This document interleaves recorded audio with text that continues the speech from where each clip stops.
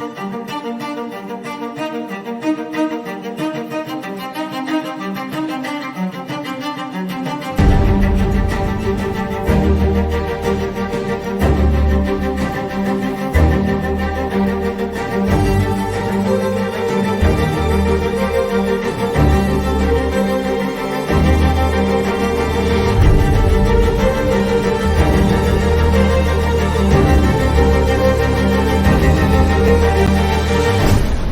streets will never love you back.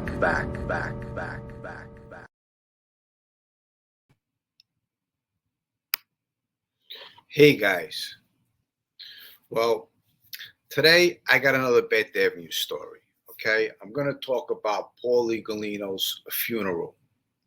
Now, when Paulie Galino was murdered, I was away in Lewisburg Penitentiary. Actually, I was in MCC when they killed Paulie. I got picked up for a bank robbery. That was May 10th of 93. I got picked up, and they ended up killing Paulie G 2 months later, July 25th of 1993. Now, in that time frame when I got picked up, Paulie G, he was passing by my house. My mother was living on Avenue at the time, and he was dropping money off, telling my mother, Madeline, send this to Jimmy, and he bought me a nice gold chain, okay?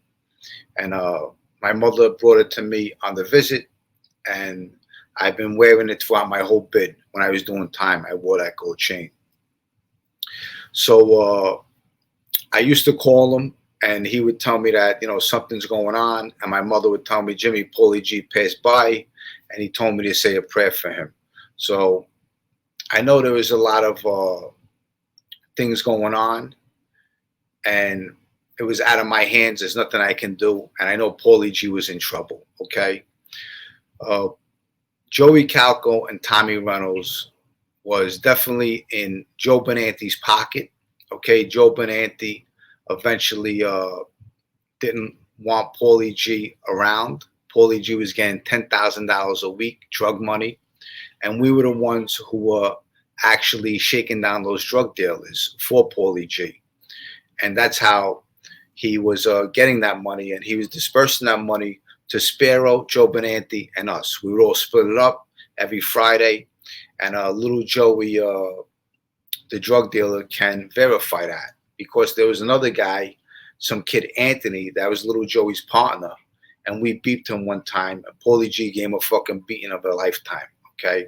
And I don't glorify this. This is just a story that I'm telling that is true. So one day I called the house, and my mother tells me that Paulie Galino was murdered. Now, I cried because he was a brother to me, and it's something that I had to go through on my own in a prison cell, because I'd had no one to share my heartache and my pain with, you know, and I was looking at photos and stuff like that. But at this time, what I did was I was writing a poem to send to his parents' house, and the parents put the poem in front of his casket, and people would read it, you know. So when he was laid out, my brother John, my mother, my sister, and my family went to his wake, and a couple other kids in the neighborhood went to the wake. And at this time, Donald was alive. Donald, we call him Donald Duck.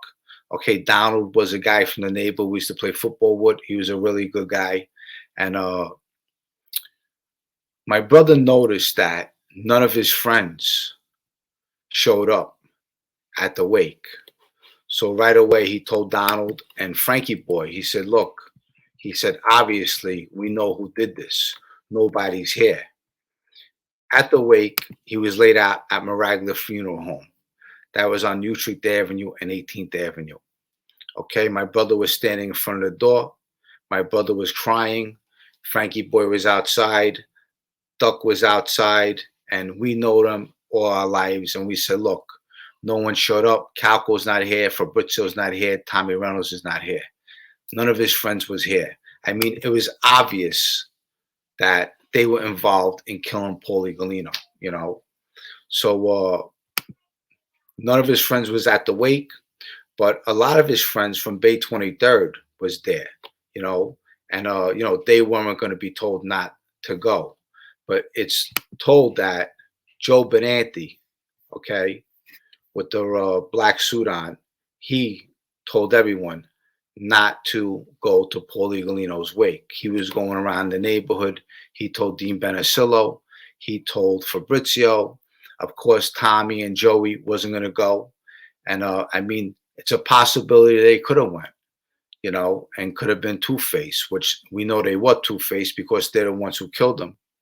But looking at the photos, coming up together, and all of us together becoming friends, you know, uh, having that friendship, and then eventually, becoming gangsters. But in this photo, you have Joey Calco and you have Tommy Reynolds with Paulie Galino sitting in the middle.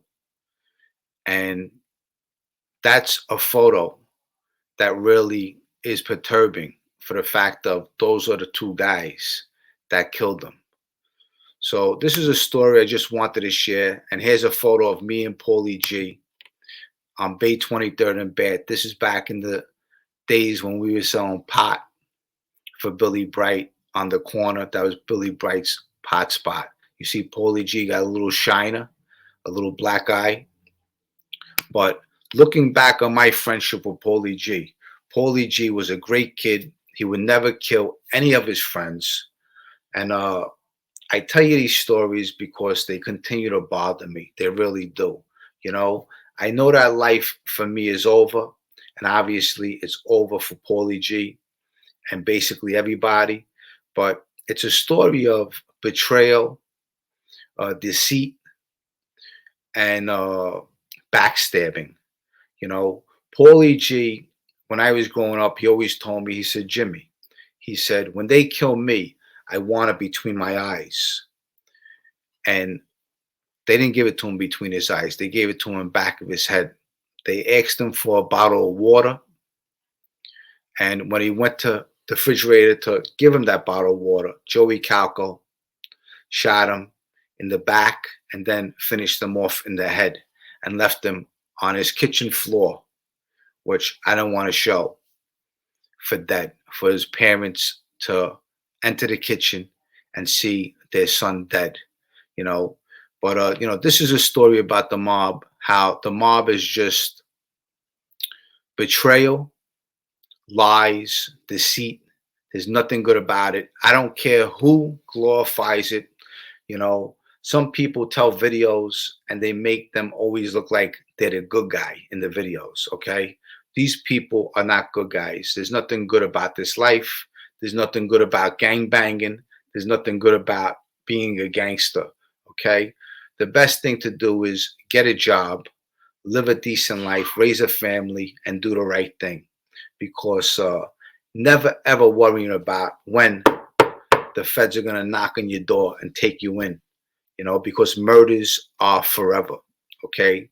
There is no statute of limitations for murder. Limitations. So this is a story I wanted to share with you.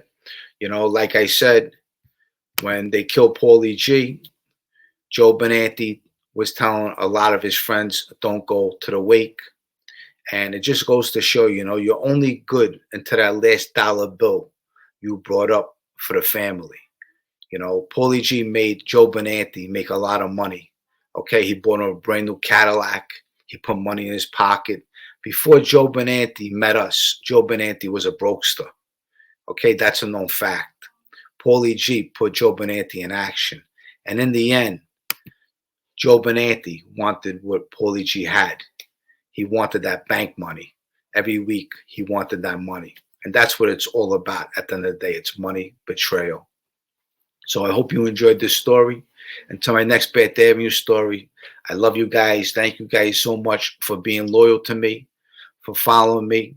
And until my next video, I'll see you guys on my next one. I love you guys. See you soon. Bye. The streets will never make you grow.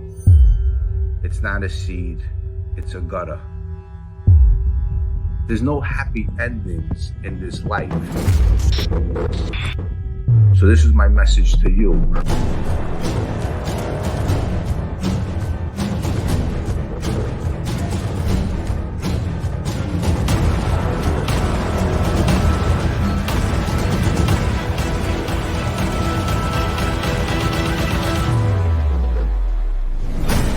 The streets will never love you back.